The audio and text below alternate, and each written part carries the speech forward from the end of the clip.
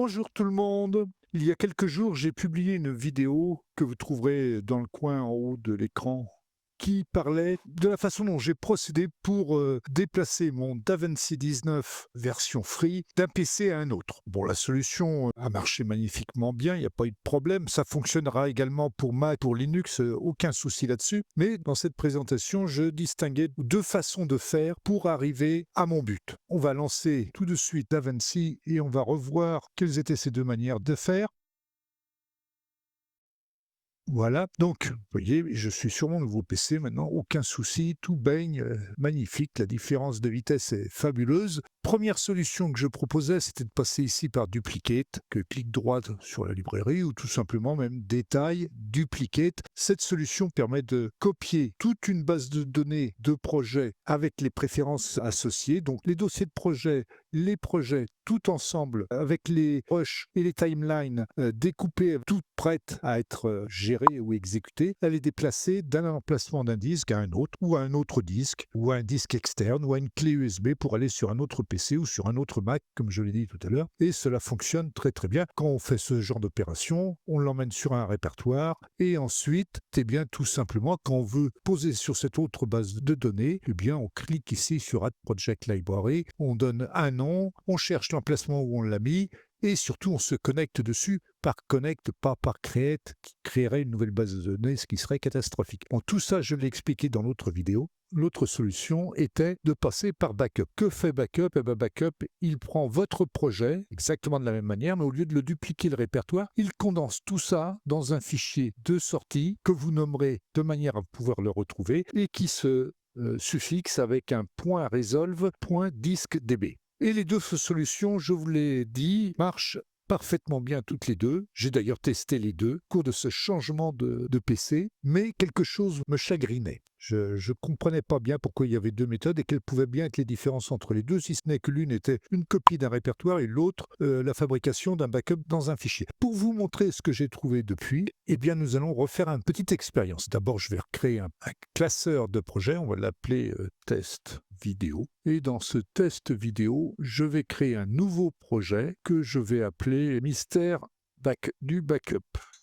Voilà, je le crée et puis ici, eh bien, tout bêtement, je vais aller déposer quelque chose dans la timeline, juste histoire de dire que l'on y met quelque chose. Divers, tiens, voilà, j'ai un clip ici, voilà, hop, un feu d'artifice, youpi, c'est minimaliste, ça n'a pas une grosse importance, c'est juste pour vérifier que l'on obtient bien ce que l'on souhaite, sauvegarde le projet, on quitte le projet, voilà, on revient ici, et donc dans JFG Main, ma base de données s'est enrichie d'un nouveau classeur, test vidéo, avec, donc on va aller backuper cette base de données, donc backup, et l'on arrive immédiatement dans mon répertoire de backup, là où j'ai sauvegardé précédemment mes autres backups. Alors je suis un maniaque de la sécurité, donc j'en sauvegarde régulièrement. Le backup prend par défaut le nom de ma base de données de projet actuelle, c'est-à-dire JFG Main, et je vais le préfixer avec la date du jour pour pouvoir m'y retrouver ultérieurement. Donc voilà, on va sauvegarder le projet dans 2025-02-20 JFG Main resolve.diskdb. C'est DaVinci qui le rajoute, pourrait le remodifier, ça n'a aucune espèce d'importance d'ailleurs, je pense. Voilà, on fait le backup,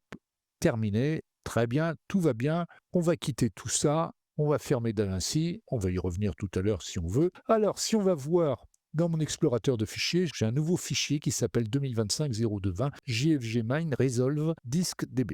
Et allez-vous me dire, qu'est-ce qu'on peut faire avec? Eh bien, pas grand-chose, normalement, à part le restaurer via DaVinci 19. Alors, pour tester, mon idée que j'avais, moi, dans ma tête, on va lancer 7-Zip, qui s'ouvre d'ailleurs par défaut au même endroit parce que, eh bien, mon Dieu, je l'avais préparé pour ça. Donc, j'ai mon 2025-02-20 qui est ici. On va faire 7-Zip ici. Extraire vers 2025-02-20 JFG Main Resolve. Voilà, on revient dans Save DaVinci Resolve qui s'est enrichi d'un sous-répertoire. Et dans ce sous-répertoire, on trouve quoi? On trouve un répertoire DaVinci standard. Hein. Dans les settings qui ont été sauvegardés, il y a les deliver presets, les slate presets, le système config, le Windows preset, etc., etc.